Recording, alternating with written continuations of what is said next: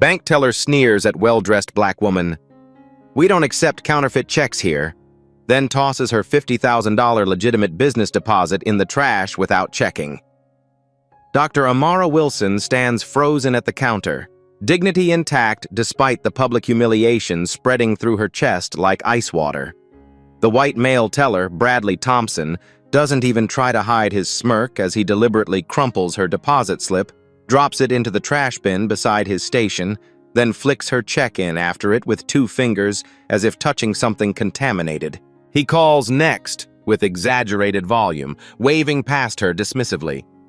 From her glass office, branch manager Victoria Harrington observes through narrowed eyes, adjusts her pearl necklace, then deliberately turns back to her computer screen, her calculated inaction as damning as Bradley's overt disrespect. Amara's fingers tighten almost imperceptibly around her designer handbag, her shoulders squaring as she inhales slowly through her nose. What the teller doesn't realize, this woman has the power to shut down their entire banking network with a single phone call. Dr. Amara Wilson strides through the revolving doors of National Commerce Trust, her tailored charcoal suit whispering quality without announcing it. The morning light filters through vast windows, illuminating marble floors and mahogany desks. She's intentionally left her Federal Reserve credentials at home, carrying only essentials for this incognito assessment. The branch buzzes with morning activity. Tellers greet customers with practiced smiles. Loan officers lead clients to private rooms. But Amara's trained eye catches the subtle differentials in service quality. A Latino man waits 3 minutes longer than the white businessman who arrived after him. An Asian woman receives additional scrutiny on her driver's license, while the elderly white customer before her had his ID barely glanced at. "May I help you?" The information desk receptionist examines Amara from head to toe, her gaze lingering on Amara's natural hair styled in a professional updo.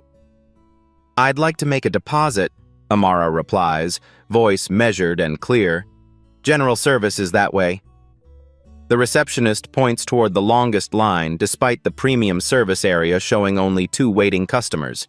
She immediately turns to assist the white woman approaching behind Amara. "Premium services? Right this way, ma'am." Amara joins the general line, notebook mentally recording every interaction. At teller station 4, Bradley Thompson notices her waiting.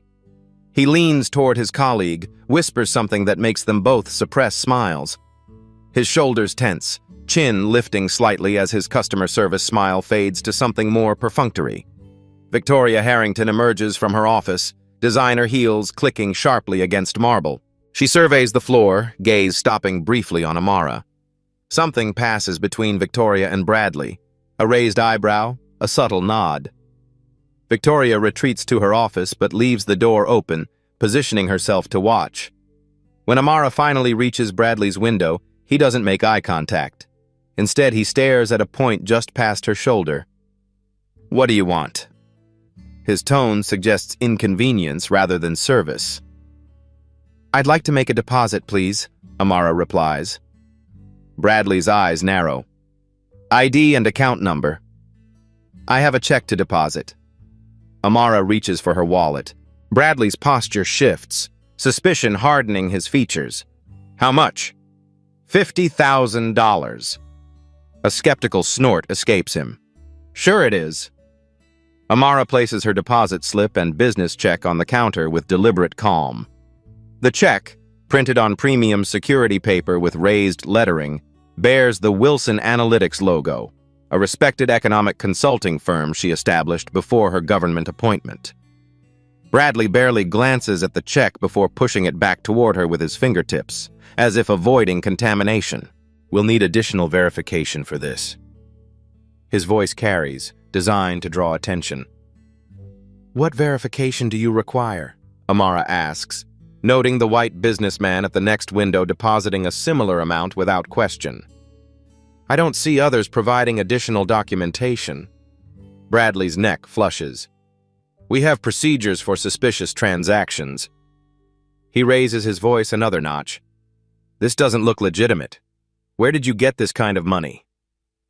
The question hangs in the air, loaded with insinuation. Two customers in nearby lines turn to stare. "This is a business deposit," Amara explains, voice steady as she extracts her driver's license and business card. "Here's my identification and company information.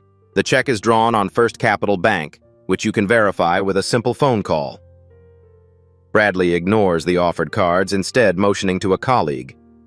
"Hey, Mark, come look at this." Mark approaches, exchanging a knowing glance with Bradley before examining the check with theatrical skepticism. Through the glass partition, Victoria Harrington observes the escalating situation. When Amara makes direct eye contact with her, silently requesting managerial intervention, Victoria deliberately shuffles papers on her desk and turns away. "Is there a problem?" Amara asks, addressing both tellers. "If so, perhaps your manager can assist." "Manager's busy," Bradley replies curtly. More customers now watch the exchange, the line behind Amara growing restless. An elderly white woman takes a step backward, clutching her purse closer to her body.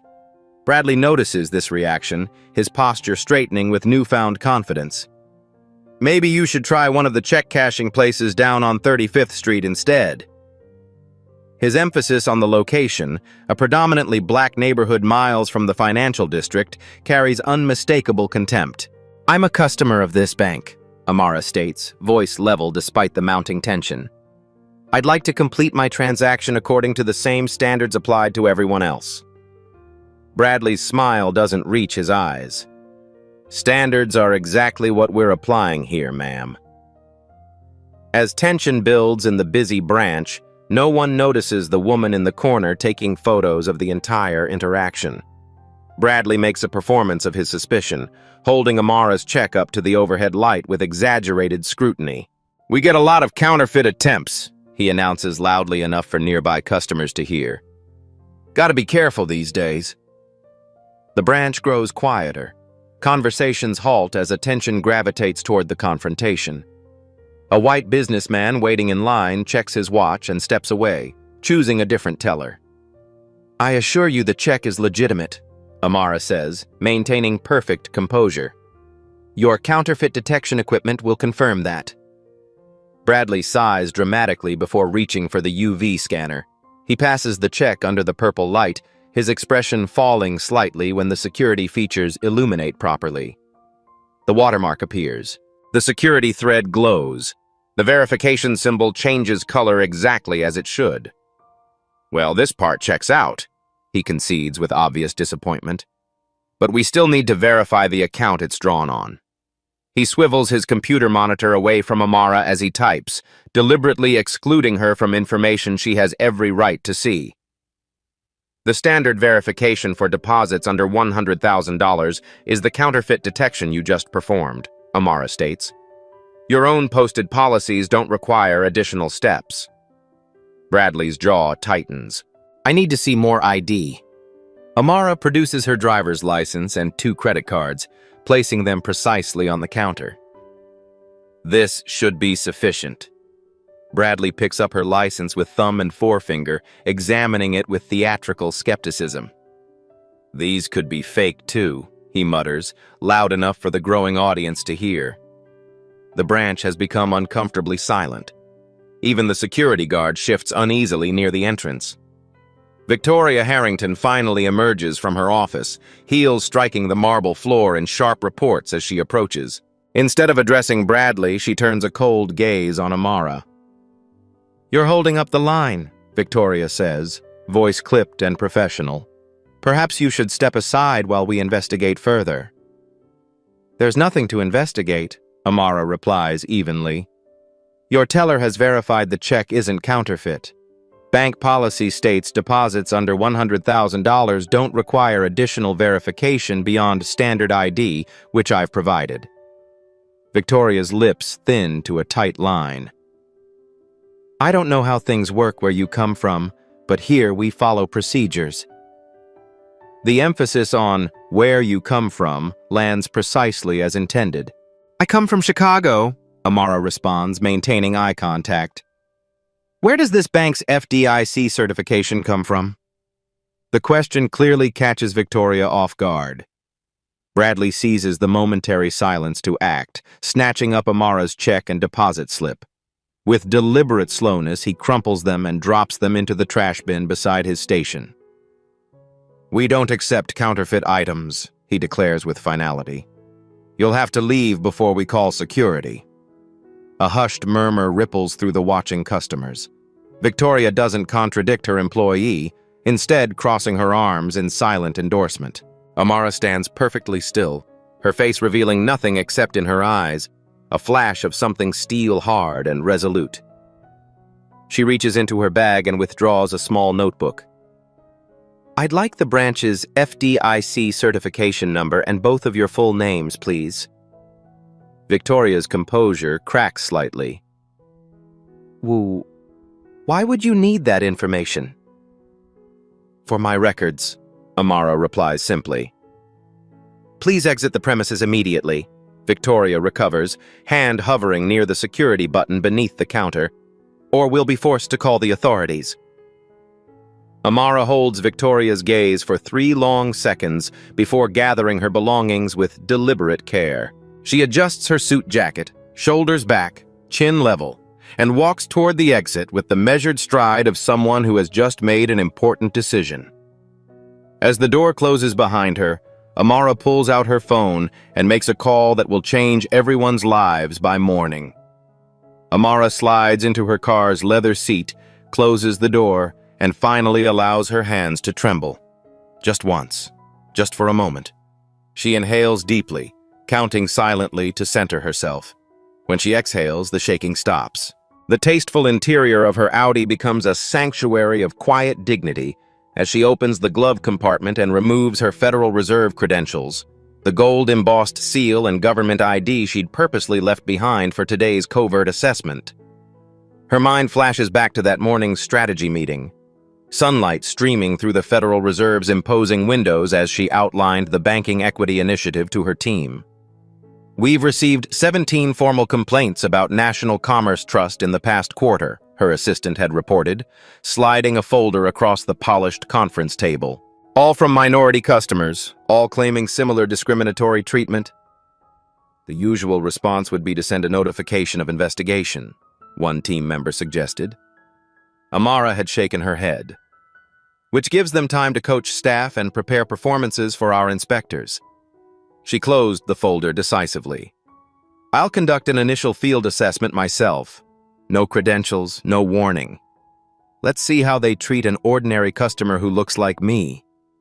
Now, sitting in her car outside the bank, Amara's resolve crystallizes into something diamond hard. This isn't just about her personal humiliation. It's about the 17 complainants, about countless others who lacked the knowledge or resources to file formal complaints, about generations of Americans systemically excluded from fair financial services. She reaches for her secure phone and makes the first call. "James," she addresses her chief of staff, voice measured and precise. "I need you to initiate emergency protocol under Financial Regulation Code 5721. She details the incident in clinical terms, each fact laid out without emotional coloring.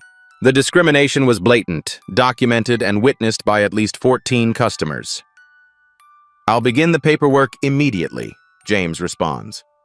"Timeline? Tonight. I want federal agents at that branch before it opens tomorrow." Her second call goes to the office of the Comptroller of the Currency. "Sarah, I need an immediate regulatory freeze on National Commerce Trust, downtown branch."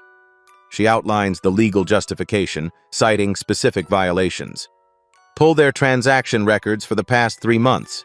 Compare service metrics across demographic groups." "Consider it done," Sarah replies. "And the assets?" "Secure them.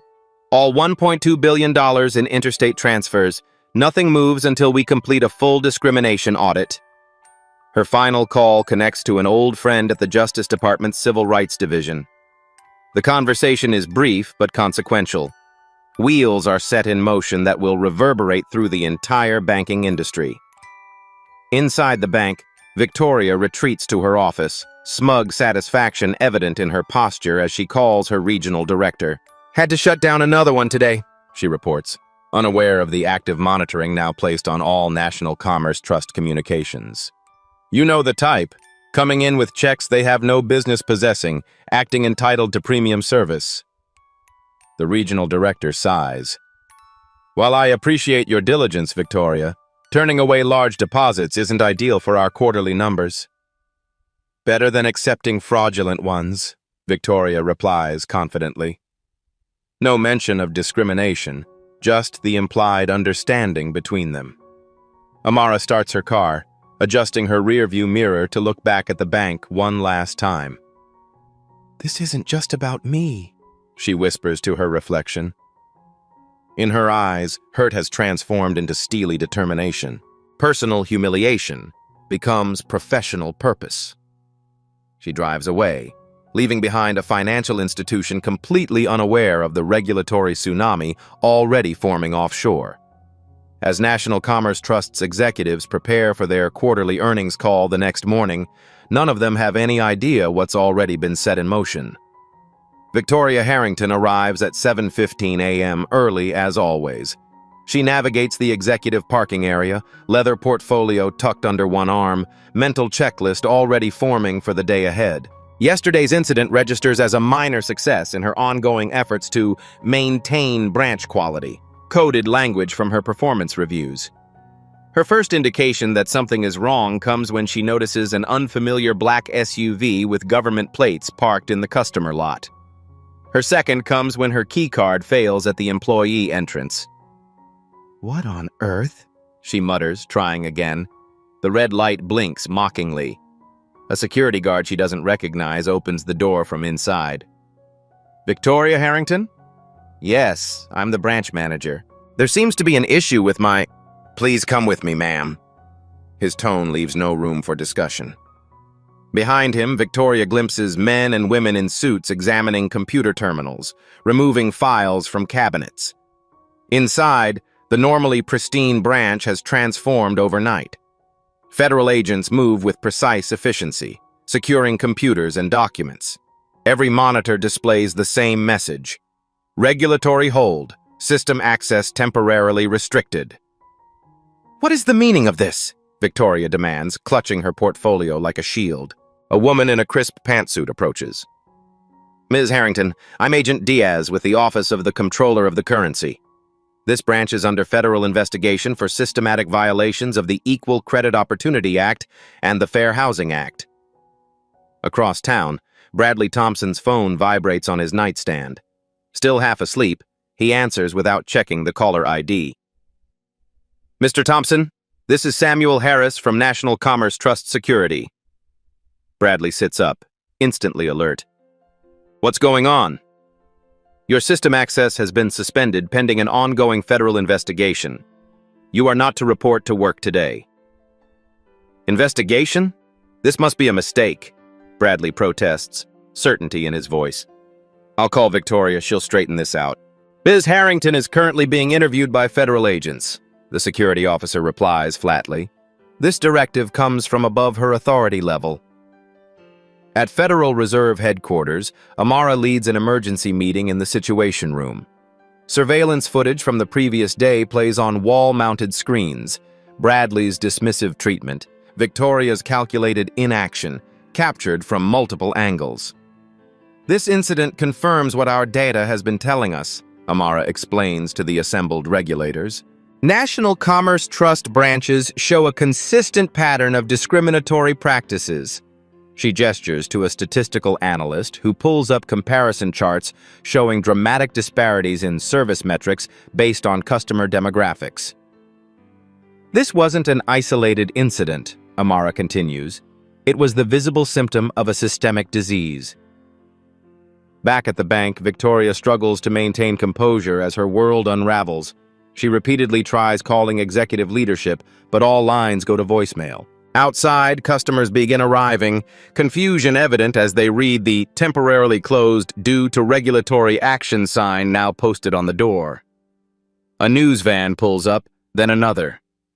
At Oakmont Country Club, National Commerce Trust CEO Jeffrey Whitman prepares to tee off on the 7th hole when his phone buzzes, then buzzes again, and again. He pulls it from his pocket with an irritated sigh that transforms into stunned disbelief as he reads the cascade of urgent messages. "James," he addresses his playing partner, the bank's chief financial officer. "Something's happening. Trading of our stock has been halted." As federal agents box up evidence from Bradley's workstation, they discover a messaging group where tellers across branches shared tips on how to discourage certain customers from opening accounts. National Commerce Trust's executive boardroom transforms into a war room by 9 a.m. Crisis management teams huddle around the massive oak table, laptops open, phones constantly buzzing. The atmosphere crackles with barely contained panic. "Trading has resumed," announces the chief risk officer, voice grim. "We're down 18% and falling." Jeffrey Whitman paces at the head of the table, tie loosened, complexion ashen. "Someone explained to me how the Federal Reserve froze $1.2 billion of our assets overnight without warning." The general counsel clears his throat. "They've invoked emergency powers under banking discrimination statutes. The freeze is legal and binding pending completion of their investigation." "Investigation into what exactly?" Whitman demands. "Systematic racial discrimination in customer service practices, loan approvals, and account management," the lawyer reads from an official notice. "The triggering incident occurred yesterday at our downtown branch." Back at the branch, Victoria sits rigid in the conference room, facing two federal investigators.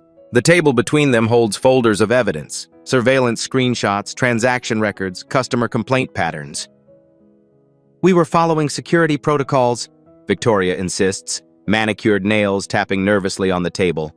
"High-value checks require additional verification."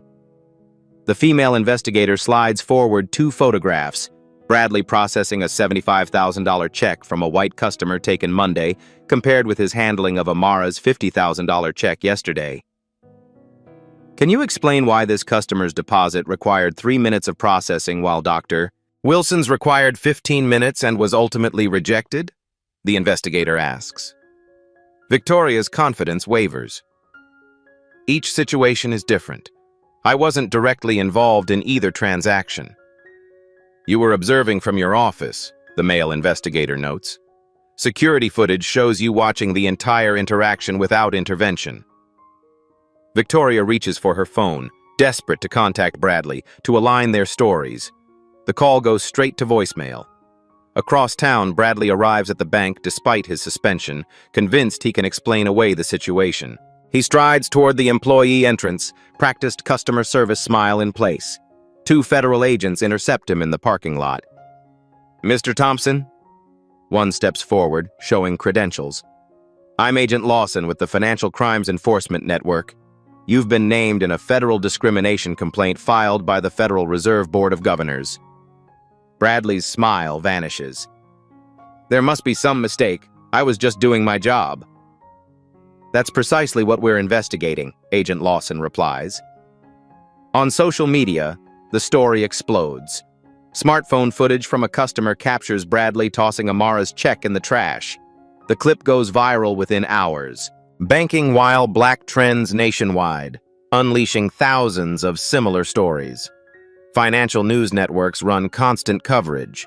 Competitor banks issue carefully worded statements, reinforcing their commitment to equitable banking practices while distancing themselves from National Commerce Trust's rapidly imploding reputation. Amara proceeds with her scheduled appearances, arriving at Capitol Hill for a Congressional Budget Committee hearing. She takes her seat at the witness table, composed and focused despite the storm she's unleashed. Coincidentally, Jeffrey Whitman is also scheduled to testify today about banking industry stability. He enters the hearing room, nodding to committee members he's cultivated relationships with over years of political donations. He doesn't recognize Amara from the branch incident as she sits quietly reviewing her notes. As Whitman confidently settles in for routine congressional testimony, the committee chair announces, "We'll begin questions with our newest Federal Reserve Governor, Dr. Amara Wilson." Jeffrey Whitman's face drains of color as Amara approaches the microphone. Recognition doesn't dawn immediately. He's never visited that particular branch, never bothered learning the names or faces of ordinary customers. But something about her composed demeanor triggers alarm bells. "Thank you, Mr. Chairman," Amara begins, voice steady. "Mr. Whitman, I'd like to discuss National Commerce Trust's demographic data regarding service provision across your branch network." Whitman adjusts his tie, attempting to regain equilibrium. "We're proud of our community service record, Governor Wilson." "Let's examine that pride with specifics," Amara replies, consulting her notes. "Can you explain why loan approval rates in your branches located in predominantly minority neighborhoods are 47% lower than those in white neighborhoods, controlling for all income and credit factors?" Whitman shifts uncomfortably. "I don't have those specific figures at hand." "Let me provide them." Amara slides a document toward him. "Your own internal reports show systematic discrepancies. Similarly, your branch closure patterns show a clear demographic trend. 27 closures in minority neighborhoods over the past 5 years, compared to just 3 in predominantly white areas." The questioning continues with surgical precision, never referencing the personal incident, but methodically exposing patterns that cannot be explained by anything other than systematic bias. Meanwhile, Victoria faces an internal review board assembled hastily by National Commerce Trust's HR department, desperate to contain the damage. The head of HR slides a folder across the table. Her personnel file contains multiple customer complaints from minority clients, all mysteriously resolved with no disciplinary action. "Can you explain why these complaints never advanced beyond preliminary review?" the HR director asks. Victoria's professional mask slips. "We face constant pressure to maintain certain standards. The regional directors make it clear which metrics matter for promotion." Her voice turns defensive. "We had quotas to meet, expectations from above. I was just implementing the culture that management created." "Are you suggesting discriminatory practices were directed from executive leadership?" The HR director's question is carefully crafted to shift blame downward. Victoria recognizes the trap. "I implemented existing policies as trained." Across town, Bradley returns to his apartment, collapsing onto his sofa as his phone explodes with notifications. Social media has identified him as the racist teller from the viral video. Friends distance themselves through carefully worded messages expressing disappointment. His girlfriend paces the kitchen, scrolling through her own phone. "Did you really throw away her check?" she demands. "Just like that?" "You don't understand the pressure we're under," Bradley protests. "We have protocols for suspicious transactions." Was it suspicious, or was she black? His girlfriend stops pacing, studying him with new eyes. Bradley has no answer. She shakes her head and begins gathering her belongings. At National Commerce Trust headquarters, the board of directors convenes an emergency session. The bank's general counsel doesn't sugarcoat the situation. "Beyond the $1.2 billion in frozen assets, we face potential civil rights violations carrying criminal penalties for executives who maintained discriminatory policies. Class action lawsuits from affected customers could reach billions. Brand damage may be irreparable." Several board members turn toward Whitman's empty chair. "We need to consider a leadership change," one says, breaking the tense silence. "Immediately." Throughout the financial district, compliance officers at other banks conduct hurried audits of their own practices. Risk management teams pull customer service data sorted by race and neighborhood, searching for patterns that might attract similar scrutiny. "This isn't just about National Commerce Trust," one CEO tells his executive team. "This is an industry wake-up call." As Amara returns to her office after the hearing, her assistant hands her a message. "Mr. Whitman is in the lobby, requesting 5 minutes of your time." Amara reads the message twice, considering her options. "Have him escorted to the boardroom," she instructs her assistant, "and assemble the regulatory team." When Jeffrey Whitman enters the Federal Reserve boardroom 15 minutes later, his usual commanding presence has evaporated. His shoulders sag beneath his bespoke suit. He finds himself facing not just Amara, but a semicircle of stern-faced regulators armed with data and legal expertise. "Mr. Whitman," Amara gestures to an isolated chair positioned to face the group. Thank you for coming. Whitman attempts to regain control with a practiced smile. Governor Wilson, I appreciate you taking this meeting on short notice. There have been some unfortunate events at one of our branches that I'd like to address personally. Unfortunate events, Amara repeats, letting the euphemism hang in the air. You mean when your employees discriminated against a customer based on race, then physically destroyed her legitimate financial documents? If that occurred as described, it represents a serious deviation from our corporate values. Whitman's response comes straight from crisis management training. Acknowledge the possibility without admitting fault. Distance leadership from the incident. Those individuals will face appropriate consequences. Amara leans forward slightly. Mr. Whitman, I was that customer. The revelation lands like a thunderbolt. Whitman's carefully constructed explanation crumbles before he can utter another word. The boardroom's wall-mounted screens activate simultaneously, displaying Amara's professional journey in photographs and headlines. Young Amara defending her economics dissertation at MIT, the only black woman in her cohort. Amara breaking barriers on Wall Street as a senior financial analyst. Amara being sworn in as the youngest Federal Reserve governor in history. Interspersed with these milestones, documents, emails, and statistics she's been quietly collecting for years, evidence of discriminatory banking practices meticulously gathered and organized. Yesterday wasn't a random incident, Mr. Whitman, Amara continues. It was the final piece of evidence in an investigation that's been building for years. Whitman recovers enough to attempt damage control. One branch manager and an overzealous teller don't represent our entire organization. This was clearly an isolated incident that... Isolated? Amara interrupts, nodding to a data analyst who brings up comparison charts. Your downtown branch rejects black applicants for premium accounts at 8 times the rate of white applicants with identical financial profiles.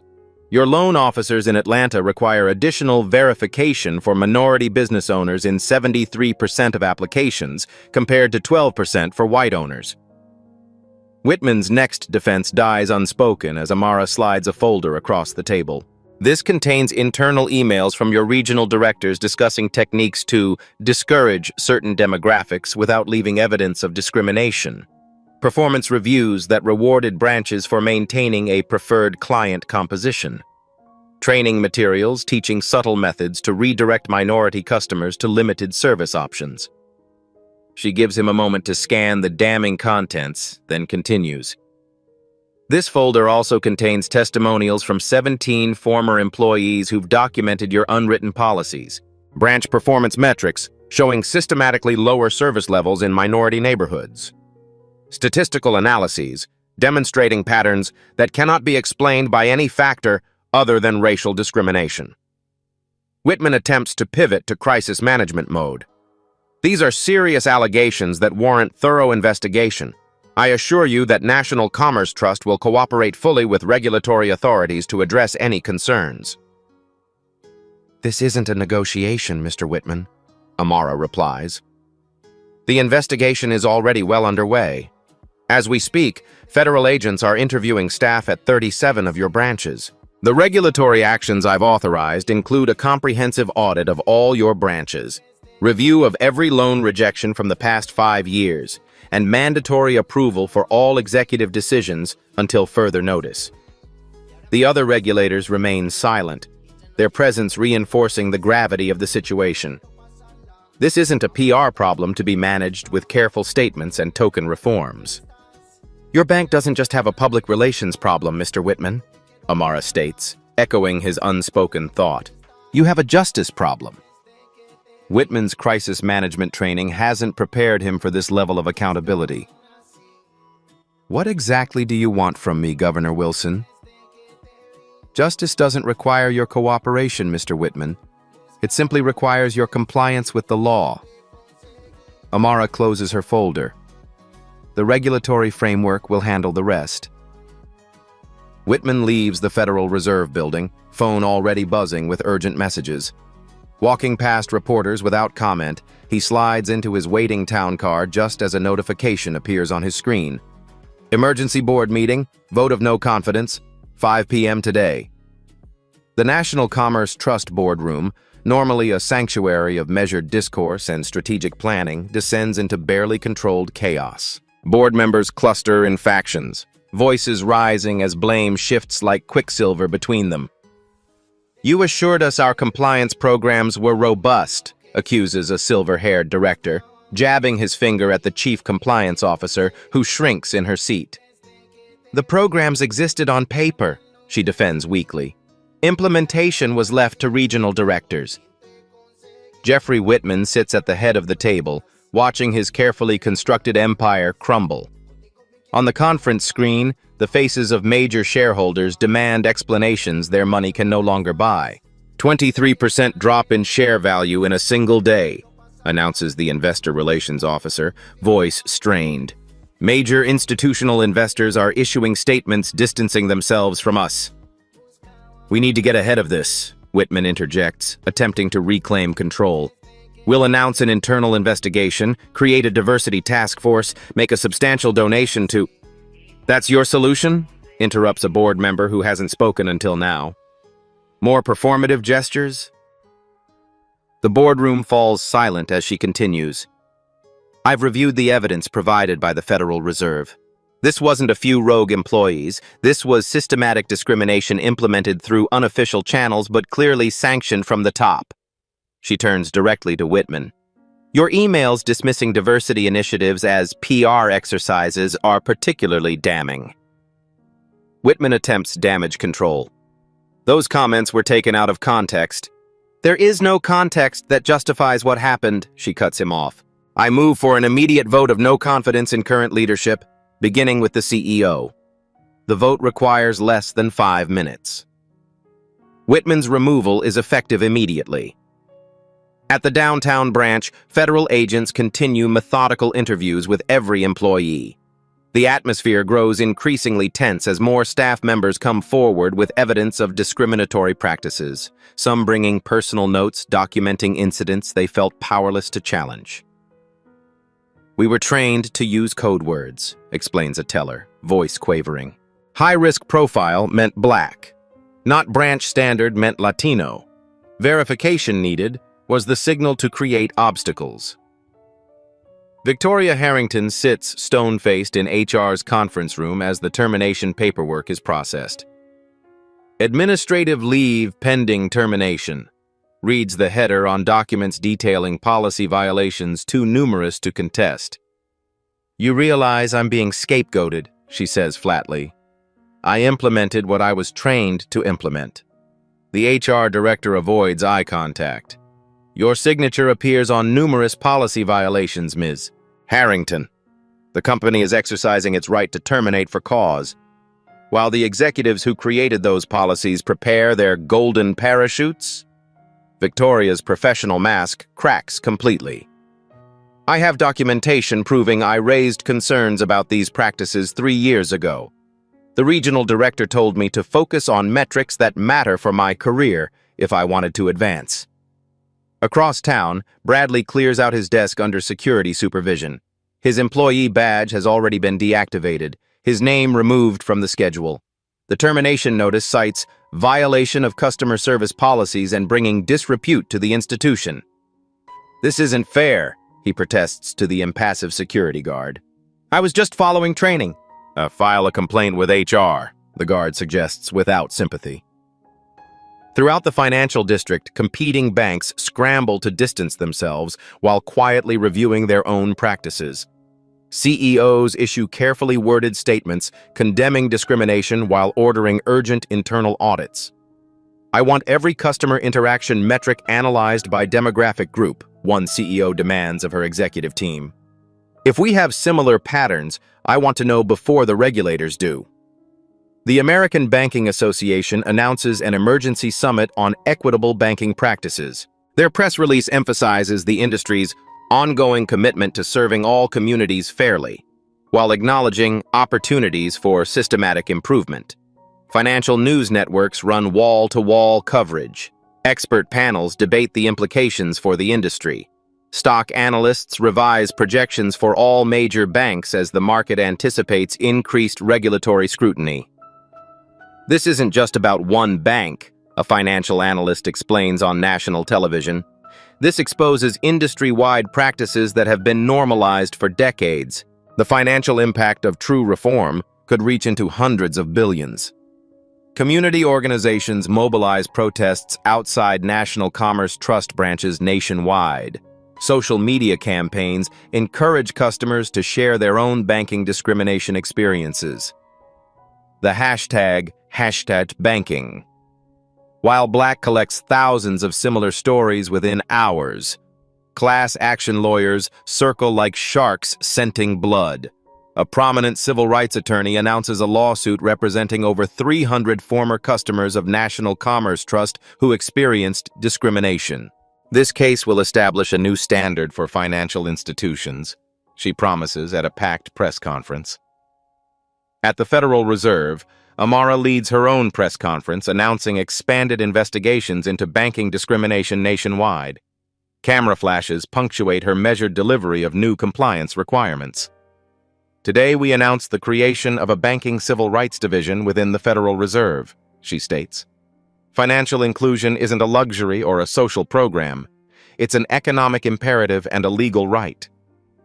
When she returns to her office afterward, Amara finds hundreds of emails and messages from people sharing their own banking discrimination stories. Some are heartbreaking. Families denied mortgages despite perfect qualifications. Entrepreneurs whose dreams died when they couldn't access capital. Elderly customers treated with suspicion when attempting to access their own funds. She makes time to personally respond to several messages from young women of color considering careers in finance. The system changes when we change who designs it, she writes to a particularly promising student. Your presence matters more than you can imagine. Victoria Harrington returns home to find her professional reputation in tatters. Job search sites show her name flagged in industry databases. Former colleagues won't return calls. As reality sets in, her indignation transforms into calculation. She begins gathering evidence, emails, training materials, recorded conversations, documenting how she was implementing directives from above. Bradley faces similar rejection when he attempts to interview at other financial institutions. Your qualifications are impressive, one hiring manager says, not meeting his eyes. But we're looking for candidates who align with our values of inclusive service. Bradley's previous confidence curdles into resentment as doors continue closing. The interim CEO of National Commerce Trust, hastily promoted from operations, prepares to announce sweeping reforms. The communications team drafts statements emphasizing renewed commitment and transformative change. Legal reviews every word for potential liability. In her home office, Victoria reviews the growing evidence file she's assembled. Years of emails, training directives, performance reviews rewarding discriminatory practices while using coded language. Documentation showing how she once attempted to report these issues through proper channels, only to have her concerns buried. Her attorney examines the material with increasing interest. This establishes a clear pattern directed from executive leadership, he notes. The Justice Department would find this extremely valuable in building their case. Victoria considers her options, none appealing, but some offering a path to minimal consequences. What kind of deal could I get in exchange for cooperation? Her attorney closes the folder. Let me make a call. As National Commerce Trust's new interim CEO prepares to announce sweeping reforms, Victoria's attorney contacts the Justice Department with an unexpected offer: full testimony about the bank's discriminatory shadow policies in exchange for immunity. The congressional hearing room buzzes with anticipation. Journalists crowd the press section, cameras positioned to capture every reaction. Victoria Harrington sits at the witness table, hands folded precisely over the prepared statement she won't be reading. Instead, she'll be answering questions about the extensive documentation she's provided to the Justice Department, the shadow policies that governed National Commerce Trust's discriminatory practices for years. Ms. Harrington, please explain to the committee what you mean by customer composition metrics in your testimony, directs the committee chairwoman. Victoria leans toward the microphone. That was the official term used in branch evaluations to track and maintain the racial composition of our customer base. Branches received higher performance ratings for maintaining a predominantly white clientele. And this metric affected compensation. Yes. Branch managers whose customer composition skewed toward minorities received lower performance ratings, which directly impacted bonuses and promotion opportunities. Victoria describes the elaborate system of euphemisms and coded language that allowed the discrimination to operate in plain sight without creating documentary evidence. Regional directors evaluated branches partly on their success in client selection and risk management, terms that internal training revealed as maintaining the right demographic balance. We were trained to recognize what they called high-maintenance clients, a category that somehow always included any person of color with legitimate questions about financial products. Victoria's testimony lands with quiet devastation. Branches with too many high-maintenance clients faced increased scrutiny from regional management. She details training sessions where managers learned subtle techniques to discourage minority customers, longer wait times, additional verification requirements, steering toward limited service products, excessive scrutiny of documentation. Was there ever explicit discussion of race in these trainings? A committee member asks. Never in writing or recorded sessions, Victoria explains. But the examples used in training made the targets clear. Role-playing scenarios consistently featured minority customers as the problems to be managed. The testimony continues with mounting evidence. Victoria describes a moment 3 years earlier when she considered reporting these practices to the ethics hotline, only to be warned by a colleague who had tried the same thing and subsequently lost a promotion. He told me it was career suicide to question these practices, she testifies. He was right. Across town, Bradley watches the live-streamed hearing from his studio apartment, downsized after weeks of unemployment depleted his savings. Former colleagues no longer return his texts. His social isolation grows, as Victoria describes training sessions where Bradley had been specifically praised for his effective customer management techniques. Mr. Thompson was highlighted as an example of someone who understood branch standards, Victoria testifies. His techniques for identifying and redirecting unsuitable clients were taught to new hires. Bradley's phone begins ringing with calls from reporters seeking comment. He silences it, a knot forming in his stomach as he realizes his role as not just participant, but exemplar of the discriminatory system. In his temporary office at a prestigious law firm, Jeffrey Whitman watches the same testimony with growing horror. His potential employer had offered him a senior advisory position contingent on the discrimination investigation, blowing over quickly.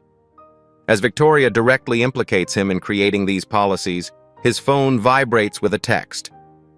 Need to postpone your onboarding indefinitely.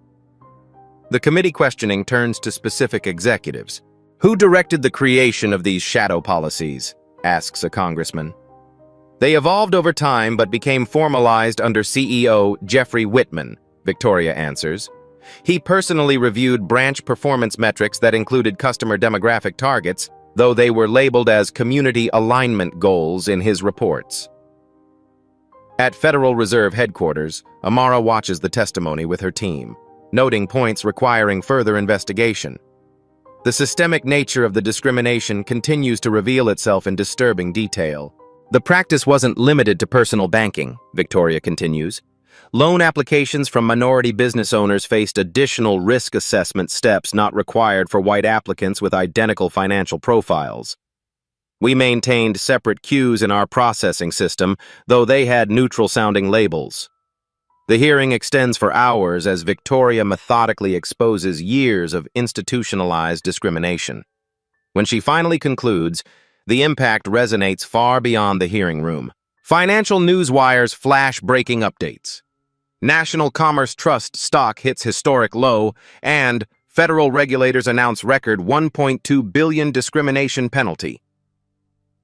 The symbolism of the penalty amount, matching the sum initially frozen at the investigation's start, doesn't go unnoticed by financial analysts. The regulators are sending a clear message, one commentator notes. The cost of discrimination will equal the full weight of your financial power. As Victoria prepares to leave the hearing room, a congressional representative asks one final question that sends tremors through the financial world. Were these practices unique to National Commerce Trust, or do they reflect industry standards? Victoria pauses, considering her response carefully. Every major bank has their version of these systems, she finally answers. They just use different code words. As Victoria concludes her testimony, a congressional representative asks, who else in the industry was implementing similar practices? Her answer sends shockwaves through the financial world. 6 months after Victoria's testimony, the banking landscape undergoes transformation unimaginable half a year earlier. The Federal Reserve's new Banking Civil Rights Division issues comprehensive guidelines requiring financial institutions to track and report service quality metrics by customer demographics. Loan approval rates, processing times, verification requirements, all broken down by race, gender, and neighborhood. At Bank of America's Diversity Training Center, a facilitator leads executives through scenarios designed to identify and prevent bias. The goal isn't just compliance, she explains to the attentive group. It's creating truly equitable systems that serve all communities with excellence. Similar training programs roll out across the industry, moving beyond superficial diversity initiatives to address structural inequities embedded in banking processes. What began as crisis management evolves into fundamental reform as institutions recognize that equitable banking isn't just legally required, but financially sound. In a formerly underserved neighborhood on Chicago's South Side, a ribbon-cutting ceremony marks the opening of a full-service branch where check-cashing stores and payday lenders once dominated the financial landscape. Community members applaud as executives commit to providing the same premium services offered in wealthy neighborhoods. Inside the Federal Reserve, Amara chairs a meeting with banking executives representing institutions of all sizes. The atmosphere reflects a new reality. These leaders no longer view equity requirements as regulatory burdens, but as business imperatives. Our challenge wasn't just changing policies, admits one CEO whose bank implemented reforms ahead of regulatory requirements. It was changing a culture that had normalized discrimination through euphemisms and unwritten rules. The transformation extends to hiring practices.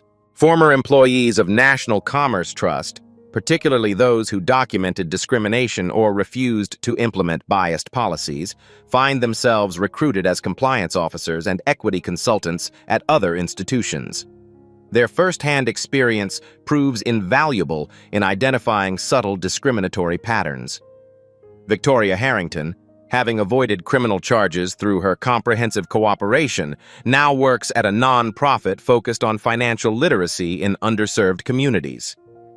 Her position is part community service, part redemption journey. When meeting with community members who experienced banking discrimination, she listens more than she speaks. I participated in a system I knew was wrong, she acknowledges during a community forum. Now I'm using that knowledge to help dismantle similar systems. Bradley Thompson's path proves more difficult.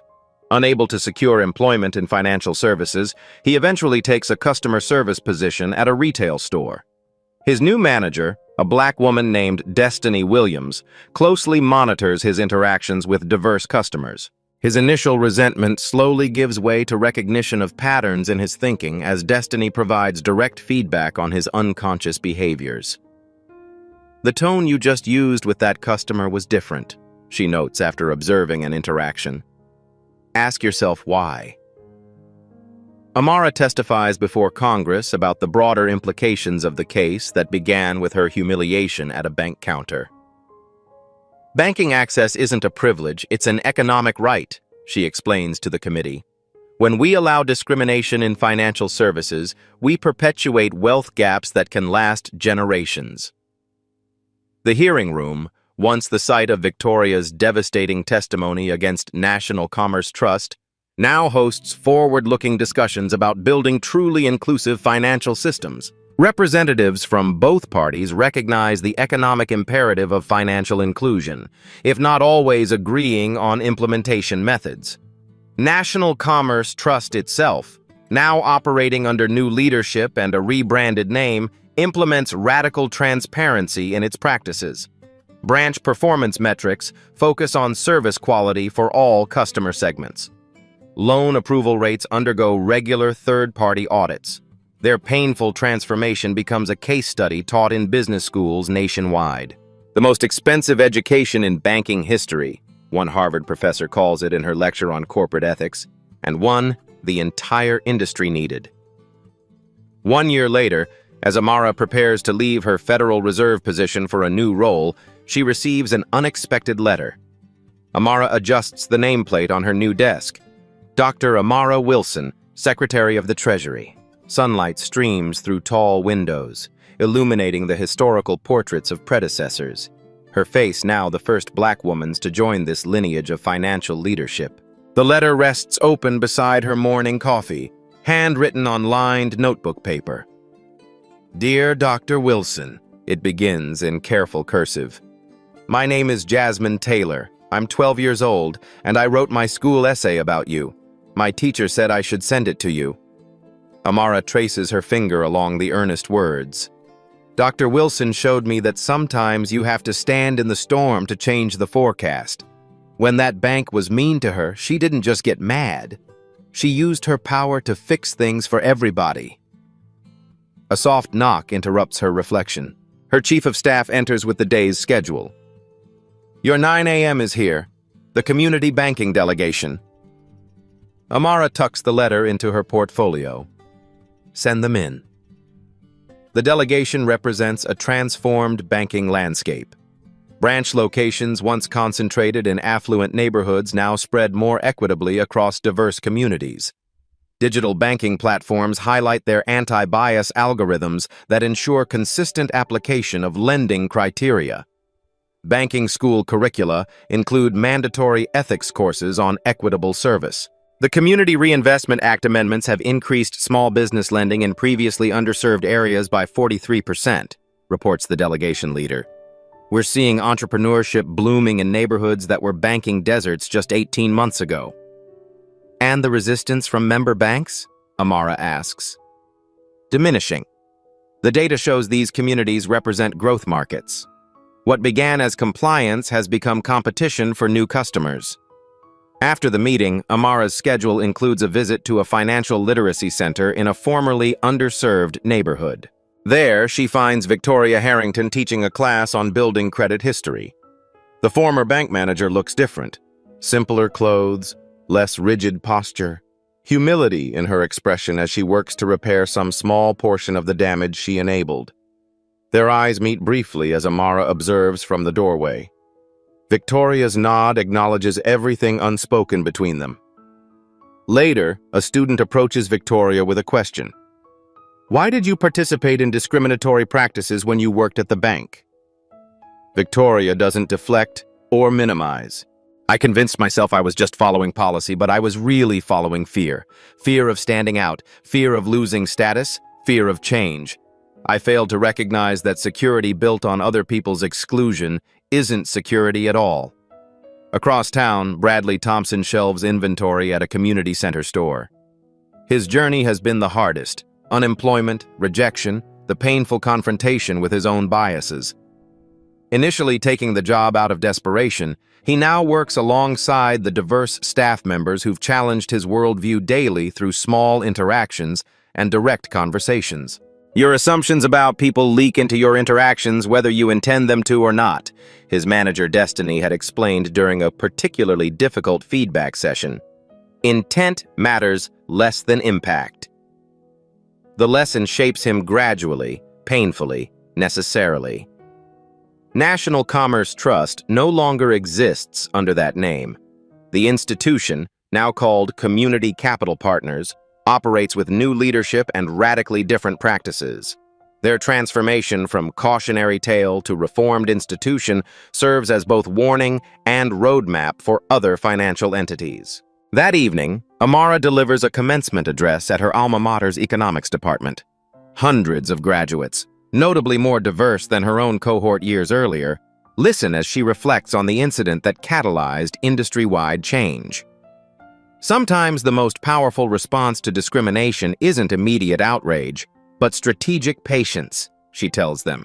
Change doesn't always come from breaking down doors. Sometimes it comes from having the key all along and choosing exactly when to use it. She surveys the faces looking back at her. The next generation of financial leaders who will either maintain the reforms or allow backsliding into comfortable patterns of exclusion. The banking system didn't transform because one person was mistreated. It transformed because that mistreatment exposed patterns affecting millions. My experience mattered not because I held power, but because I used that power to amplify voices that had been systematically silenced. The applause that follows feels less like personal acclaim and more like a collective commitment to continue the work she began with a single, strategic phone call on that pivotal afternoon. If this story of justice and accountability resonated with you, make sure to subscribe to PAP Stories for more powerful narratives that reveal the truth behind everyday injustices. Hit the like button to help more people discover content that matters and share with someone who needs to hear this message today. Turn on notifications so you never miss our newest uploads, because some stories have the power to change not just minds, but entire systems.